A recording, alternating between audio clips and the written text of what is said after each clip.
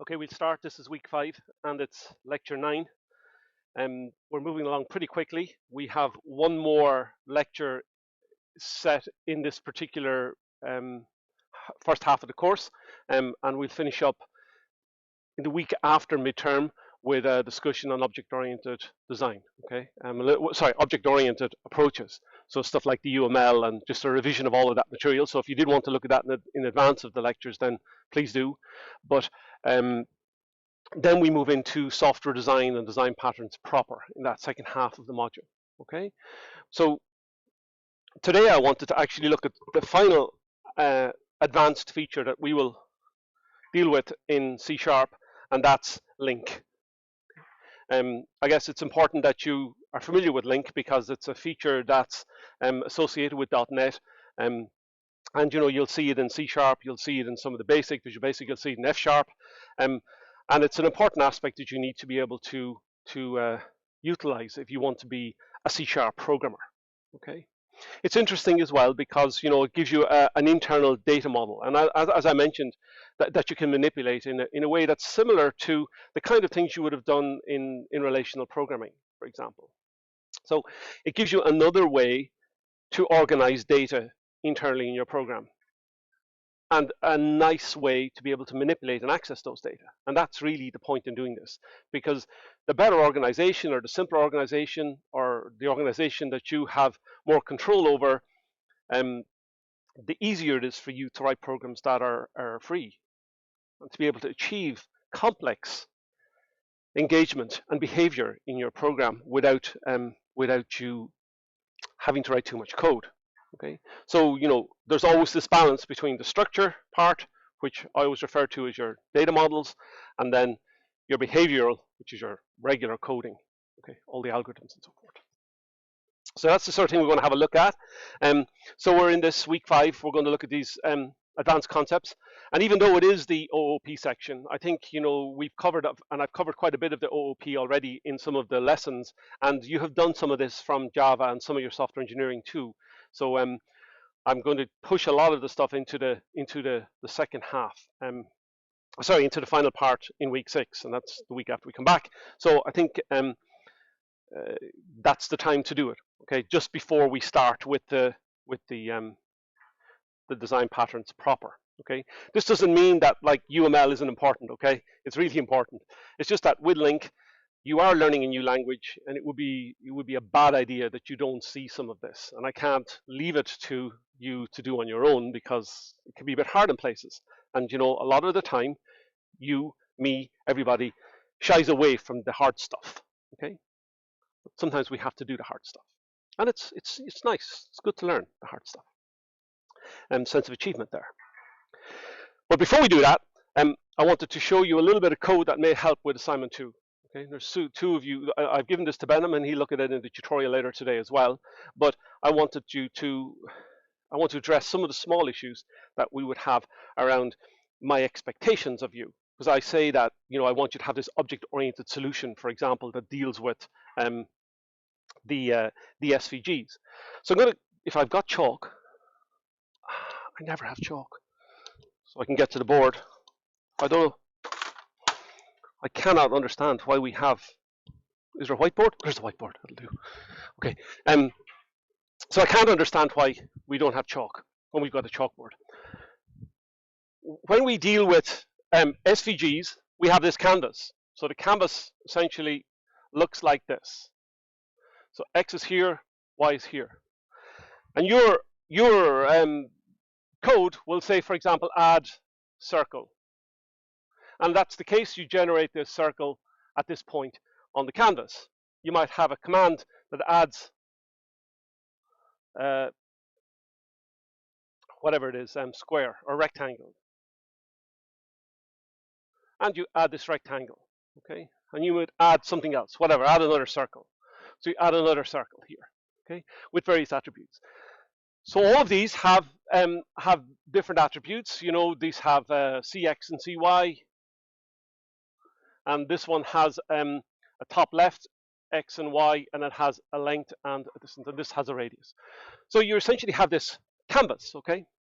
So what we want to be able to do is we want to be able to manage this canvas. I might want you to actually remove one of these, okay? That's kind of a bit tricky. How do you remove something from a canvas in a way, an SVG? Sometimes it's can be a bit tricky. So the best way to do it is to dynamically generate the SVG every time you want. So you have this model. So this is the model space that you have, and ultimately this becomes an SVG, scalable vector graphic. So that's generated. So you write, so you could say draw something. This is an issue of commands, okay? So draws the SVG. So that draws what's currently in the model. Okay? So you don't create an SVG string and start adding things to that string. You actually create and add these to a model. And then you use the model. You use the model afterwards to generate the SVG at that point. Because when you draw something, you overwrite what's there already, and you can't undraw with SVGs. Okay, you just can't undraw. You have to actually draw it once, and then that's it. Okay. So you need to have this internal representation for the model of all the SVGs that are on the canvas. Okay, we got that? Yeah, that's how you do this. So that means that you have to have some kind of way of representing the list of items that are currently on the canvas. And adding and removing means that you manipulate that list. Okay, so you might have something like some list of objects. So you might have shapes. Well, you could say it's an array, for example. Okay, you could say I have a shapes array equals new shapes. Okay, whatever, some object, right? Doesn't matter. Or you could have a list and generate a list of shapes, like I showed you last week when we talked about lists. So you can create something, push it onto the list. So here we have, for example, if you want to think, our whole list of shapes. Okay, shape, circle. So you have essentially you want to think in terms of having this shape class, and then that allows you to be able to create this list of shape objects, and then we instantiate a subclass, which is the circle or the rectangle and so forth, which is a subclass of shape, and then we can add all of these to the list. Okay. So drawing the SVG means that you just have a way of generating the SVG from the items in this list. So you iterate over everything in the list, and then you write out the string representation for that as an SVG. Okay, that's not too bad. This thing about changing the Z order, that means you change you want to say move this up one. So Z order is about moving something up and down the list, the order in which things are drawn. So you can take an item and swap it, for example, with something else on the list, or move its position on the list. That's what that is. So this is mapping the behavior onto how you engage with the data structure. Is that okay? Yeah, that's how we would think about that in a way. And then drawing the SVG is just a single method that just draws whatever's on this list. Okay. Deleting an item just deletes something from the list. Yeah. So this is how you manage. So this part here, in terms of your user interface, that manages the list, the commands in terms of engaging with the list, and the drawing bit happens when you just draw what's on the list. All right? Any questions? You can always ask them if you like at the tutorial with Bentham there. Sorry, there's one there, yeah? No, you only need to draw it's a good question. Do I need to redraw I'm repeating it for the recording. Do I need to redraw the canvas every time? No. You can just draw the canvas. I would include a command that draws the canvas, and it draws the current state of the list. You could do that if you wanted, and as you manipulate it.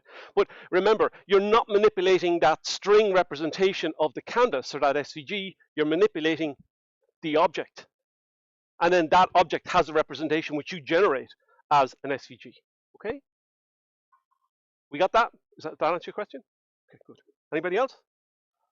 Okay, we'll do this a little bit later. Okay, so you can go to tutorial. So let me have a look then at some code. So I have this namespace. I have this the shape application here that I Let me copy this before I forget, and I'll just stick this photo online as well, okay, if you want to have it a little bit later. So what I've done here is I've created this program called MyShape. It'll be on Moodle for you. And I'm creating this class called Circle. So I'm not creating a shape class that I then extend and all that, because I've done that before, and you can see how to do this yourself.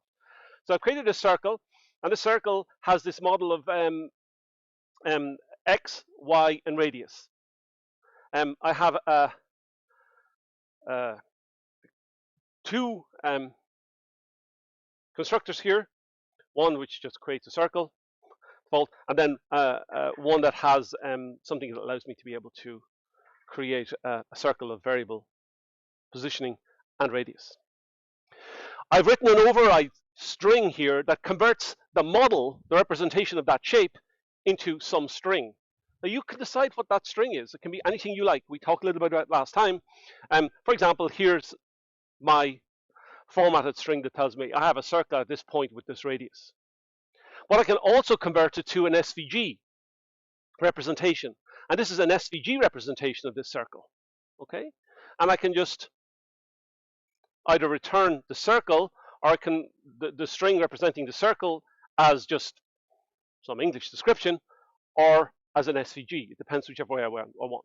So now I just have a main program, and I'm just playing with circles.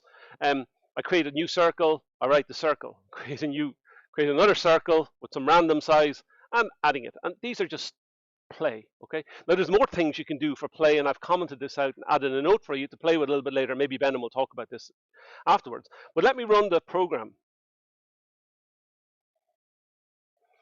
So I run the program, and I'm getting the circle class. So I have it set up so it generates this SVG code, as you can see here. It might be, oh, the blind has gone up again. Sorry, if I can get it down.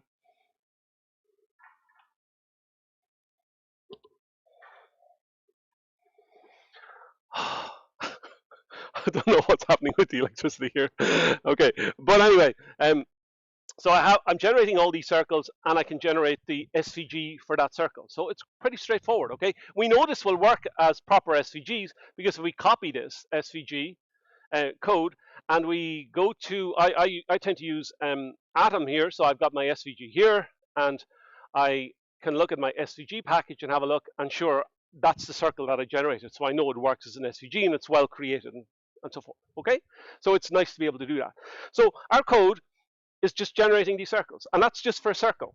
So how do you do this for your assignment? Well, you create a general shape class, and then you create the circle inherits from shape, create a rectangle that inherits from shape, an ellipse that inherits from shape, and so forth. Poly is just a list of points. They're all shapes, and then you can create a list or an array of shapes. Array is not good, but it would be. Thank you. I think it's done. That was done already. Okay. Everybody done? Thank you. So you can create this. You could just start off by just creating a list of circles and working with the circles. You know, that's a good start. Then extend it to different shapes. Okay? So it's not too bad to be able to do this. Yeah? Okay, so that's really all I require from you. It might seem like a lot because it's talking and there's a lot of words. You've got to read all this and get. But the point is that you getting a specification, and you've got to figure out how to get from the specification to the actual code. That's part of being third-year computer science and software engineering students. Okay, that's part of what it's about. You know, that we don't tell you all the individual steps, like it happens in first year, a little bit less in second year. I know I rarely tell you how to do things, you know, but this is how you go about doing this. Okay? Yeah. Question there. Yes, it says that it's not a user interface. It actually says it in there. You do not need to create a graphical user interface for this. It says it in. You may have missed that line, but no one asks you to do that, you know. It's all text-based interfaces, nothing more. You can copy the text-based stuff and then display it in Atom using, like I do, with your previewer, but you don't have to do that. Okay? No one wants you to do that. That would be too hard.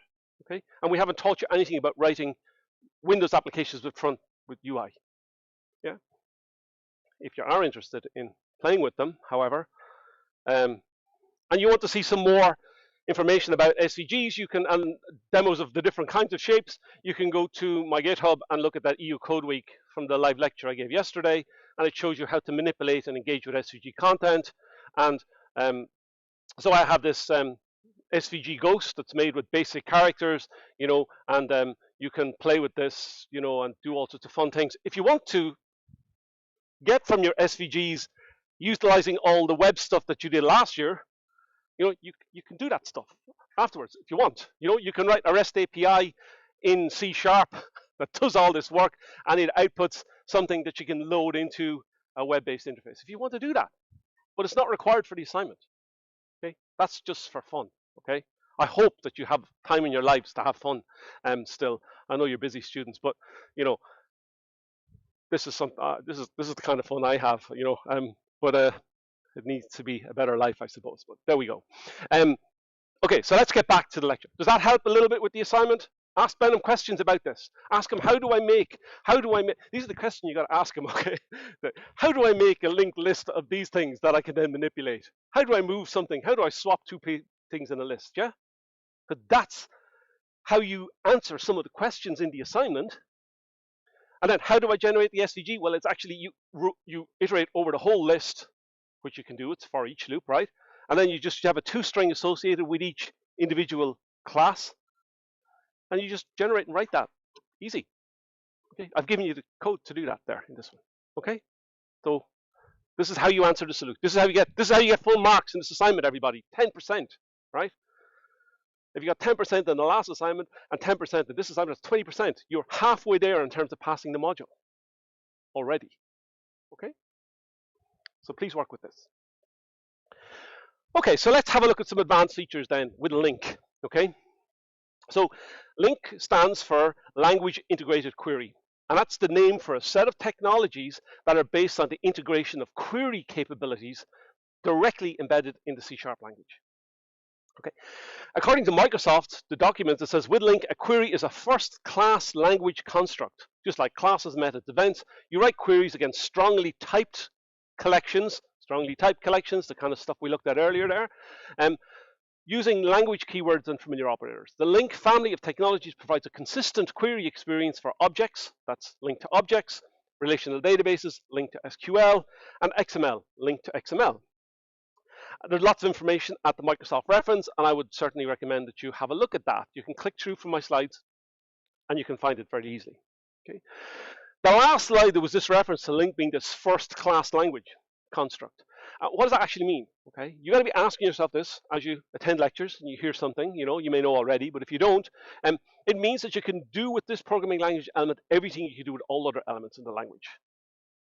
That's what it means. Okay, and it means that first-class language elements can be named by variables that can be passed as arguments to procedures, and they can be returned as the results of procedures that can be included in data structures.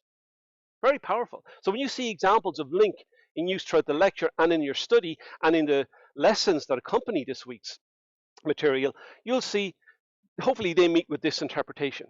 And what we try to do is to give you lots and lots of different examples. And if you could look up LINQ examples, you'll find out how to do cool stuff. Save them up as code snippets. You know, I think you'll see, I probably, it's hard to see here, but I have so many things. But I have this like little piece of software here called Snippets Lab that I use on my Mac. So when I find an interesting piece of code that does something useful, I put it in there, I write a little note so that I'll have it for later reference. Okay, because I can't remember, I'm getting old, I can't remember how to do what I did 10 years ago, but I know I probably wrote something 10 years ago, but if I have notes, I can find it. Yeah, so it's useful. So, I mean, that only applies for Java mostly because Java's been around that long, but like the current C# hasn't, but you know, you'll get there.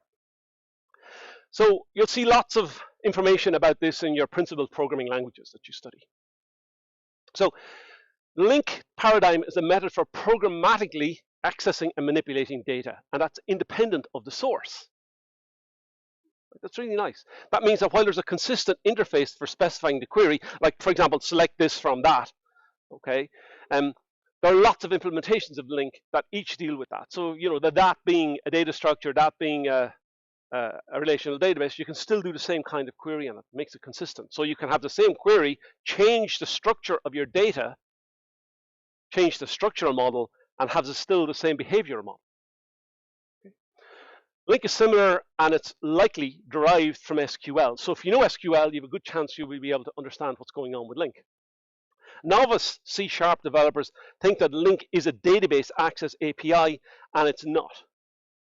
But it is true that Link was conceived as a means to access data similar to the way you've accessed data from your data using your database code with SQL. Okay? So it's similar, but not the same. The advantages of Link is that it offers this object-based, language-integrated way to query data regardless of the data source. So we can query a database XML as collections. Link supports lots of powerful features like filtering, ordering, grouping with minimum code. It provides compile time syntax checking. The expressions are strongly typed, and that ensures correct value types at compile time, and that prevents like type mismatch errors at runtime. Link allows you to query collections like arrays and enumerated classes natively in C#, much in the same way as you had previously queried a database using SQL. And the queries can be reused. Yes?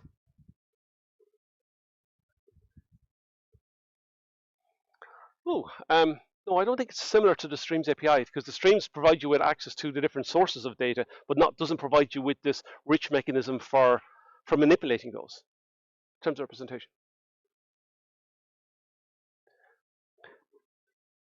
It would be, but a lot of that happens on the data side. It's a good question, but it happens on the data organization. It doesn't. You don't have the facilities built directly into the language as such that handle it. But it's a good question. Okay, thank you. It's not a replacement for and doesn't facilitate the creation of complex queries in the same way as SQL. Doesn't take advantage of full SQL features. Okay, in a way, and the performance is degraded. If you do not write link queries correctly. So working queries are not necessarily the same, by the way, folks, as correctly working or optimal queries. So we're not going to worry about this for your assignments at all. But your queries work, that's fine. We're not really worried about performance here, but in some specific cases, Link can be significantly slower than the manual code. There's a great Stack Overflow article and discussion here on Link pros and cons.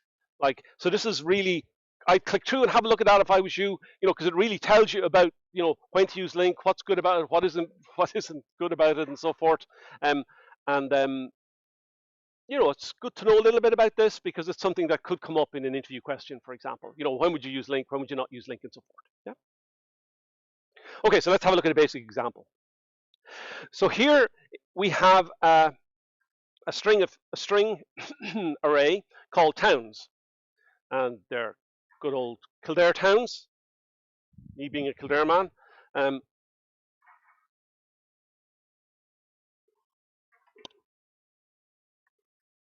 See if I can stop that noise in the background. It's getting darker anyway, so we should be still able to see the screen if it returns. Please return.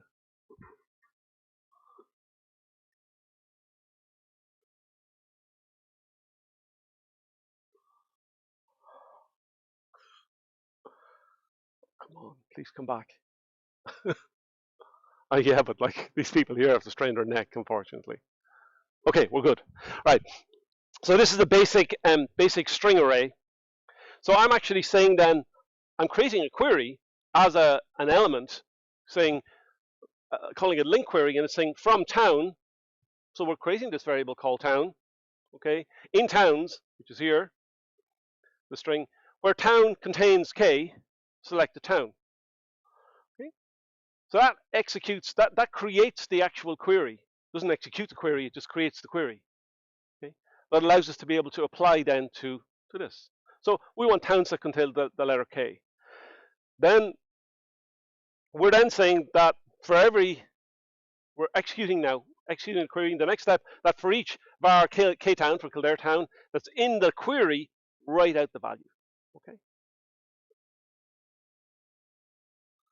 Does that make sense? Yeah. So it's nice. It's really nice. It allows you to be able to do this kind of querying and searching. Like for example, if we had a list or array of shapes, we might want to say select all the circles from the shapes array. Yeah, we could do that, for example. Select all the. We might say, I want to delete all the circles, so you can select all the circles and just remove them. Yeah, Find all the ones. So you can do also this powerful when you select, when you have selections, you can do fun things with them.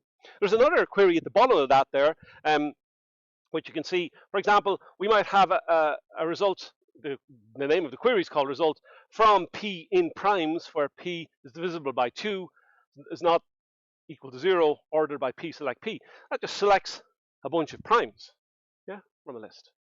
Yeah, we can apply that to whatever list we like. So really, the structure of the query, it uses the specific query syntax, and we see a little bit more about that. The query is assigned to a variable called using var, okay, because var is really, why would you use var in place of another type? Var allows us to have the compiler choose the type that's appropriate at that particular time, okay? Doesn't matter, you know, that's why we use var. We see this in JavaScript. You've seen it before, where we have an int for a variable, we have var for a variable, we've let for a variable. So we have something that's fine at compile time, and at runtime then we have some decisions that are made. Okay, you're not going to get the result of the query until it's actually executed, and it can be executed in multiple ways. You can use for each, for example, and then it executes the query on the data source, gets the result, and iterates over the result set. Okay. This second for each here at the bottom, where we have the query execution, this is not executing the query as such. The query happens, you know, in the statement in here, and then it returns the result of the query. So this iteration is the iteration over the results that are returned, not over the original source. Yeah, that happens in the query itself. That's got to be clear about that. Yeah, and sometimes this is where people make mistakes. I think that this bit is the iteration of doing the search essentially over there, when it's not. That actually happens in the query itself. Okay, the minute we start using this in an expression, the query happens. Yeah, and then we iterate over the results, and we're writing out the results. All right, it's not iterating over the original source here and then pulling out the bit that you want. It's not happening like that. Okay, it happens once when we use this here. Yeah. Okay, so good. We get that. I'm a little bit behind, so I'm just going to, the demo code is there. If you look, I'll put the demo up, and if you look at packages, you'll see the link demo, letters, objects, all of these in shape. They'll all be available for you, okay? So you can have a look at those, all the ones that are associated with this slide, so you're not going to miss those.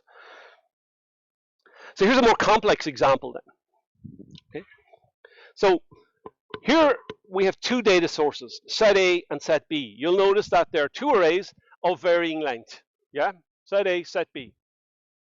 Actually, odd numbers and even numbers, if you want to think about it like that. We're interested in finding pairs from the sets where set A is less than set B. So the link query is assigned to a variable called pairs. So here we have our two sets, their ints, A and B. Now we create a link query.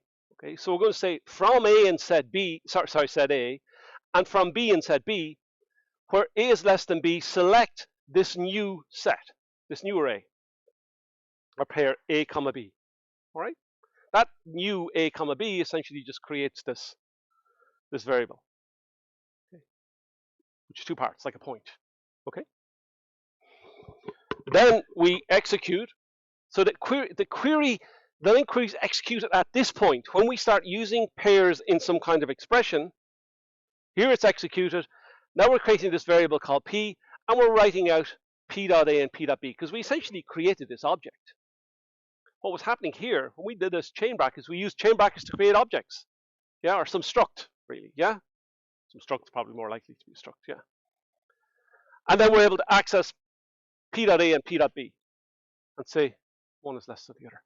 So what's powerful, I guess, what I want you to get from this particular example is that we can actually iterate over multiple sets of data with our link query. Okay. And there's a couple of more that we can actually look at here. And let me just see if I can get to the code that does this. Is it letters? No, that was one from Microsoft. My link demo. This is the towns. Oh yeah, I have all the primes in here. So in the previous one, I gave you an example of the primes where I just looked at the query, but the rest of it's there, and the sets are here, and we can work with those as well. So they're all in that link demo, in that you can run this and see how they work. Okay, so it's there for you if you want. Okay, so we could refer to this particular query as multiple select. Okay, so it's a multiple selection here. Okay, and there are two syntax approaches for link. Okay, there's one called the lambda method syntax and a query syntax. So the lambda is where you've got a method type approach, and the query is a comprehension approach. And we've been using the query syntax, not the lambda one. So for example, if you wanted to do something, you could have this kind of lambda syntax here, rather than using this query syntax. Okay, so this would be another way to actually, so let's say we want to select the big words from a list. We could say from W in words, where words contain the list of words, where the length is greater than 9, that's our normal query. But we could actually use this lambda syntax here, where we have words.where, and W, our lambda function, W.length is greater than 9. It's a lambda query. So you have two ways of doing this. I want you to have a look and play and try those yourself. There's some more examples in the lessons.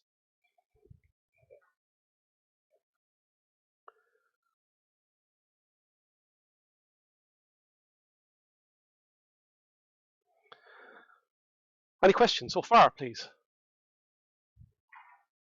So what's nice about this is that we can have some data model that we want to perform some query on, and then we can wrap that query up as a variable, and then when that variable is executed, using an expression, it's executed, the selections, the queries enacted, and then we can manipulate the data that's returned from that query. Yeah, it's really nice. That, if you get that, you get link. Okay, everything else revolves on, well, how do I manipulate, or how do I return something, or what does the data that I'm actually querying look like, and how do I organize the data I get back from it? Do I have multiple queries, multiple tests, all that kind of stuff? And that just makes it a little bit more complex, but at the core, it's a simple query, straightforward query. And there are ways of doing that. And you don't feel like, if you understand one method approach, the query approach, use that. If you understand the lambda one, use that. But often be consistent, because when you often look back over your code, you've got to ask yourself, well, what was I doing there? Right? Okay. So work links with lists and objects. So here's a snippet as well, using grouping and selections. So that you can select when you do your SQL, and I mean, it's probably a while. So you were first year, I think, when you did SQL, was it? And then you did a little bit more with me last year, yeah?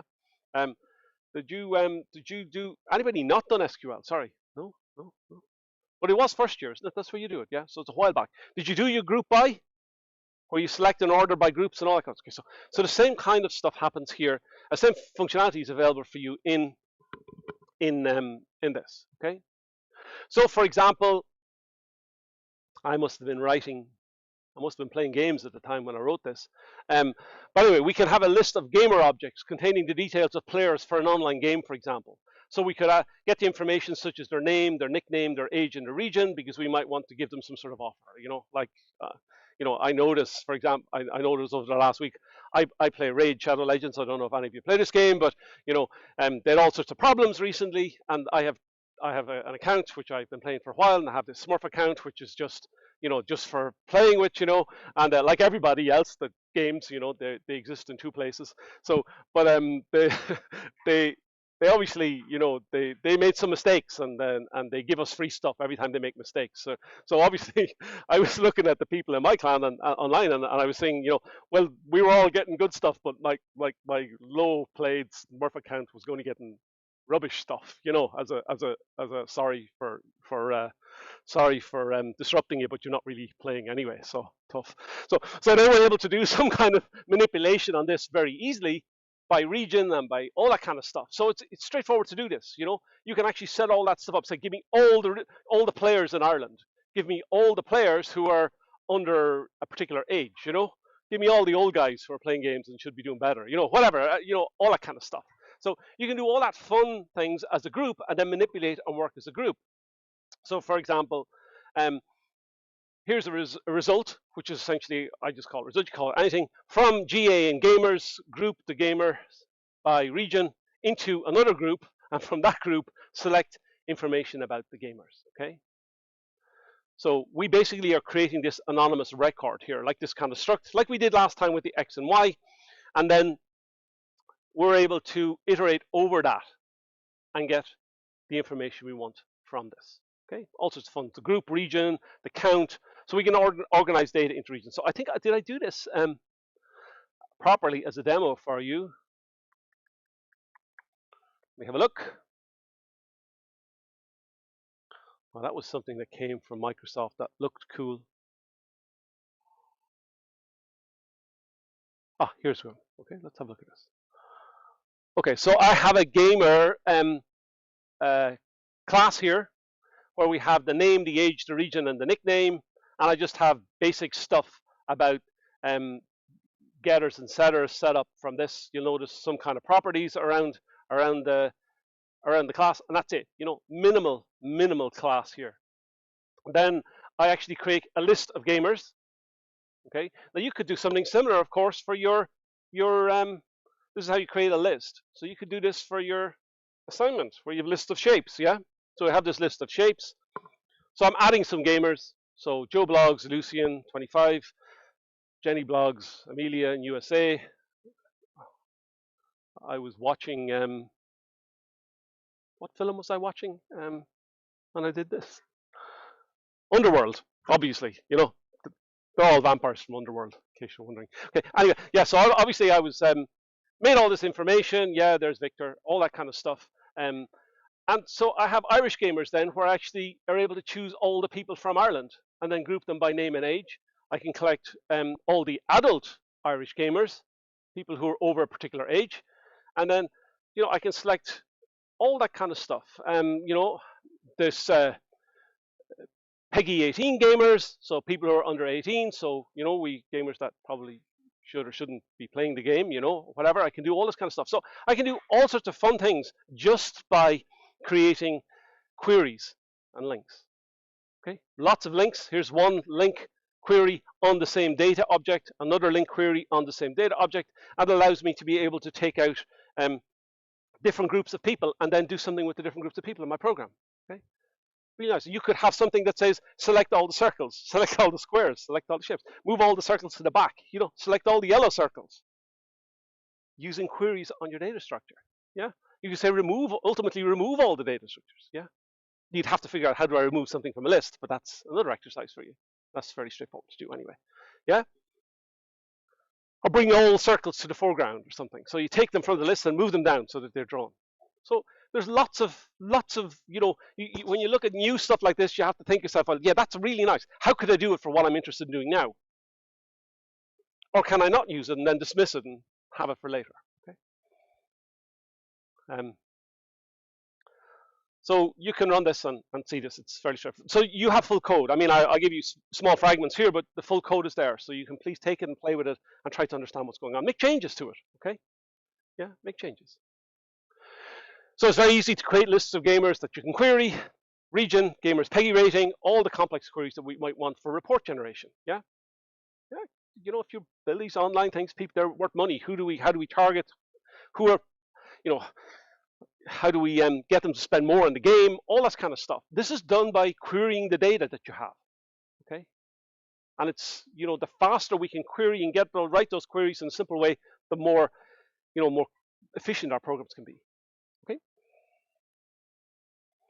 So we've seen now that link is an expression that retrieves data from a data source, and the query is expressed in a specialized query language specific to the working context of the source. But link simplifies the querying for us by offering this consistent model across various kinds of data sources and formats. Okay, with a link query, you're always working with objects. Okay, use the same basic coding patterns to query and transform data in XML documents or SQL databases, ADO.NET, datasets, .NET collections, any other format in which a link provider is available. Sometimes you've got to install the link provider and make it work, okay? Sometimes you might have to write a specific link provider for your kind of data model if you want it. Technically, A link provider is software that implements this iQuery provider and iQueryable interfaces for a specific data source. Once you have those, it allows you to write link queries against the data store. And you can write link providers if you wish. It's not a trivial exercise, okay? But you can. The kind of thing I would give as a fourth year project, for example, you know, that kind of stuff, you know, a hardcore coding project. But you can do it. You won't need to do that for any of your assignments or anything for me, okay? Well, we've seen that link queries then consist of three distinct actions: obtain the data source, create the query, and execute the query. Okay? The execution of the query is distinct from the query itself. You have not retrieved any data just by creating the query variable. I have to keep saying this, you know, because the reason I keep saying this, and I am apologizing for repeating myself, it's just that if you got it on the first pass, but like not everybody gets it on the first pass, you know, first time you hear, okay? You can query any collection of objects, actually, that supports IEnumerable or the generic IEnumerable T interface, and that exposes an enumerator and supports simple iteration over a non-generic collection. So that's really nice. So let's create something like this. So we have a data source, which is going to be scores, which are integers, this array of integers. Now we're going to define a query expression on that. And we're going to say it's IEnumerable as a score query, that from scores, in scores, to get the score that's greater than 80, select score, and then we can iterate over this. So the link is not a var this time, okay? This was the work was done for you. And the reason I'm doing this slide is this, I said to you, use var, because let the compiler figure out what's going on and tell you. It figure out what the type should be. But you should have been asking yourself at some point when I said that, what does it actually end up as? You know, what should it be? Well, this is what it will be. It'll be some IEnumerable type of int. Okay, that's what's going on. That's what it's doing for you. And now you're explicitly telling it what to do. So it's useful to know this. Or it might be just, you know, if you can get away with using var, just stick with var. But like at some point, we need to know what's actually going on, right? So it's, you know, your third year students, you need to know what's happening, okay? Okay, so this tells you a little bit about how it's working. For the three parts, I just made this little extra one. I found this nice diagram online. I think if you click it, you probably should find where it is. It's from Microsoft, actually. It shows you the various steps and how they work. And it's just a kind of a summary slide for you in operation. And if you wanted to revise something or look back over and think, this is the slide, okay, you can forget some of the rest of the stuff.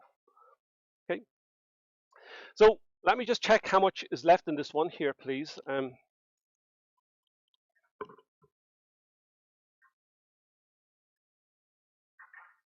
me just see how many are left. Okay, a few. Okay. So really, what's happening here is that the query variable only stores the query commands. The execution of the query is deferred until you iterate over the query variable in the for each statement. And that's referred to as deferred execution. Okay, so you need to know a bit about this. We did see an example where we forced immediate execution of a query in an earlier example. You can go back and have a look at that. Okay, see how we did that. Okay, queries that perform aggregation functions over this range of source elements first iterate over the elements. So count, max, average, and first, they all have to execute without an explicit for each, because the query itself must use for each in order to obtain a result. So that's a little bit about that. Okay, and they return a single value, not an IEnumerable collection. So I have some examples of queries and deferred execution for you here. They return a count even if the numbers in the source, even of the even numbers in the source using count. Okay, so you can see this from numbers, and we get the number here. Now I actually have one, just a count. Okay, so that's fairly straightforward. The last example alongside the numQuery tree is still an int here. Okay, so I want you to look at these examples yourself, have a look, and let me know if there's anything you don't get from them. Okay, exercise to the reader. Okay, copy these into your editor, get them working. I do ask a question, an exam question on deferred execution and link at some point. So these are the slides that deal with this if you want to be able to look with it. Okay. So In order to get the data source, sometimes you have to set up the data source. So I've got this example as well. It came from Microsoft, and it's there. So I have these strings, and we want to be able to do something with these sentences. So first step, specify the source, because you have to have a variable declared before it can be used. In a query, the from clause comes first in order to introduce the data source and then the range variable. Okay, so we always have from customer in customers do this. So the from comes first. Okay, now I've created this list of strings here, and I'm able to do something with the strings. Okay, the range variable is like the iteration variable in a for each loop. There's no actual iteration occurs in the expression itself. Then during the actual execution, the range variable references to each successive element in customers. So there's no need to specify the type explicitly unless you have an additional range variable. Okay? You might have a couple of them. So maybe this has a demo. Have a look at the demo, run the demo, and see do you get what's going on here. Okay?